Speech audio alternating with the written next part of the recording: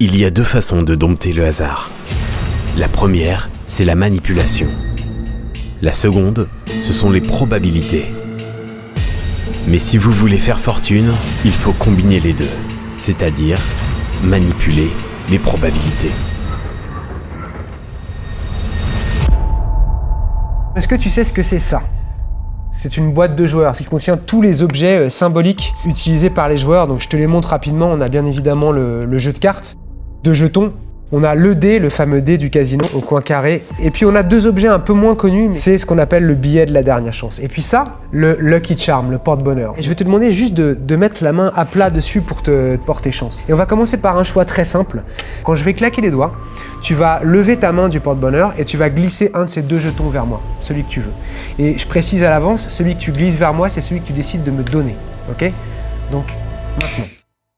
Ok, donc tu me donnes le 100, parfait. Le tien, ce sera le 500, on va le laisser en face de toi pour le moment. Maintenant, c'était une chance sur deux, c'était un peu facile. On va augmenter le nombre de possibilités, on va jouer avec 6 possibilités, 6 faces. Même chose que tout à l'heure, au moment où je vais claquer les doigts, tu vas simplement imaginer ce dé en train de rouler devant tes yeux et de s'arrêter sur une face. Une fois que tu auras cette face clairement dans ta tête, tu vas décoller ta main du porte-bonheur et changer le dé pour le mettre sur la face que tu as en tête. T'es prêt? Le 5, très bien. Et maintenant, Benoît, on va faire exploser les probabilités puisqu'on va jouer avec 52 possibilités, 52 cartes, toutes différentes. Et maintenant, au moment où je vais claquer les doigts, tu vas couper le jeu où tu veux sur une carte, au hasard. Maintenant. Sur cette carte, on est bien d'accord que tu aurais pu couper sur absolument n'importe quelle carte. Donc, une chance sur 2, une chance sur 6, une chance sur 52 et on obtient le 7 de trèfle, ce qui nous donne au total une chance sur 624.